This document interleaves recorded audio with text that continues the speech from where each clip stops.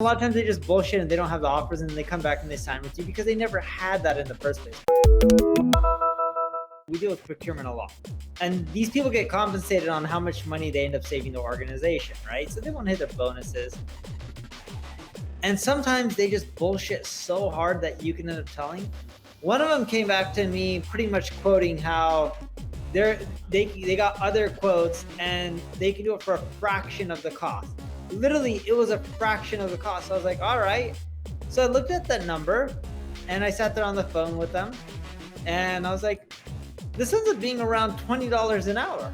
That's a good deal. If you believe that you can pay someone who's of our quality and you can get it done for $20 an hour and they can do amazing results, go for it. I don't know which, well-experienced person in this space would work for $20 an hour. You can go to Indeed and go look for any jobs. No one who has experience would do it, but hey, if you can get them to do it, by all means, you should sign up with them. And then the procurement's like, yeah, we're going to go with them. And I'm like, yeah, go with them. Let's see what happens. And a lot of times they just bullshit and they don't have the offers, and they come back and they sign with you because they never had that in the first place, but they like pulling these tricks all the time.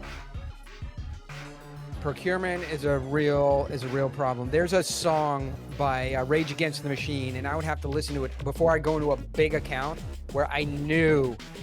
Do you listen to music? You're a music? Yeah. What's your favorite sort of music style? Almost anything. I listen to pretty much everything, but I know Rage Against the Machine. Yeah, so they have a song.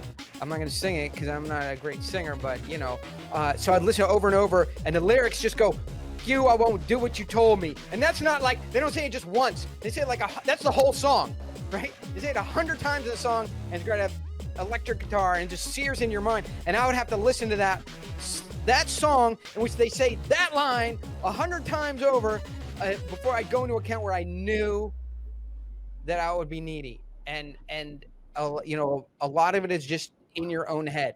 If you could say no, that makes no sense. Why would we ever do that? Then you can, have some control. If you're planning to become a deal maker at this level, make sure to join the Daily Dealmaker.